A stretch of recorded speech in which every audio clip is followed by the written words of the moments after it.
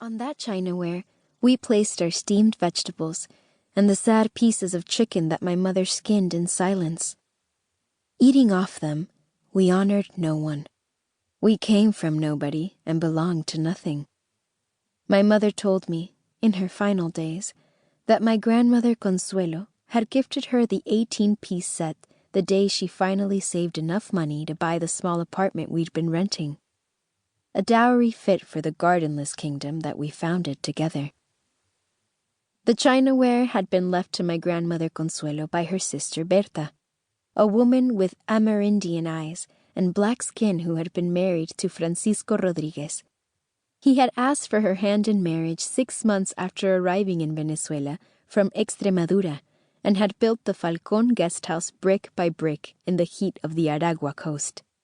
When he died, everyone started calling Great Aunt Berta the Monsieur's widow, a moniker for all Europeans who arrived in the 40s, a translation, if it can be called that, of Monsieur. My mother told me there was only one photograph of the man from Extremadura. It was from the day of his wedding to Berta Falcon, who from that moment forward went by the name of Berta Rodriguez. He, a great hulk of a man, appeared dressed in his Sunday best alongside the striking mixed-race woman. Or at least, that's what my mother told me about the photo she saw, but I never did. My mother and I ate off the plates of dead people. How many meals must Great Aunt Berta have cooked and served up on them, day after day? Would she have cooked the repertoire of a woman who moved her large berth around a kitchen smelling of cloves and cinnamon?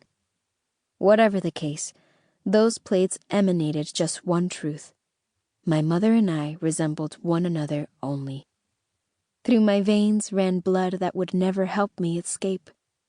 In a country where everyone was made from someone else, we had no one. The land we came from was our only life story. Before wrapping it in newspaper, I looked at the sugar bowl, never used, that had been forgotten at the back of the dresser. We never sweetened anything we lifted to our mouths. We were skinny like the tree that presided over the dirt patio of the Falcon guest house and dropped a dark and sour fruit. We called them stone plums because of the tiny amount of flesh and the huge pit. Their centers distinguished them from other fruit. It was almost a pebble, a rough pit rounded off by the sour flesh that gave the small, withered trees, which once a year brought forth the miracle of their fruit, their name. The stone plums grew in poor soil all along the coast. Children climbed in their branches and stayed up there like crows, creatures that sipped up the little that the earth gave them. If our trips to Ocumare coincided with the season, we brought back 2 or 3 bags chock-full. It was up to me to collect the best ones. My aunts prepared a viscous sweet with them. They let them soak all night and then boiled them with grated sugarcane blocks. After letting the mixture simmer over low heat for several hours, a dark treacle formed. Not just any plum would do, only those that were about to fall from the tree. If they were green, it was better not to touch them. The ones that were still ripening were no good either because they made the treacle bitter.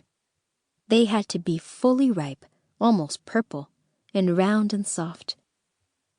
Collecting them was a painstaking process, accompanied by more than a few instructions.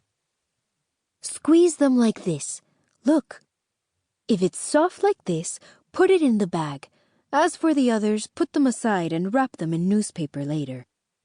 That's so they ripen. If you're not going to explain properly, Amelia, how do you expect her to understand? Don't eat too many.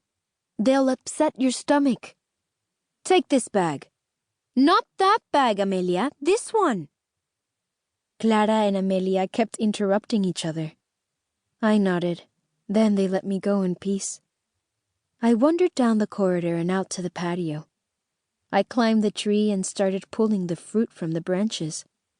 Some came away easily, while others resisted, coming free only when I yanked them.